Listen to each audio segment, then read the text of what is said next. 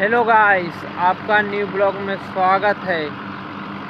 फिलहाल हमारे यहाँ पे सवेरा हो चुका है और गुड मॉर्निंग दोस्तों। आज यहाँ का नज़ारा देखिए सुबह का कुछ ऐसा नज़ारा है। अभी हमने अपना मखीना स्टार्ट करके छोड़ दिया है, जिसे हम यहाँ पे बोलते हैं रसास पानी का। सहम भी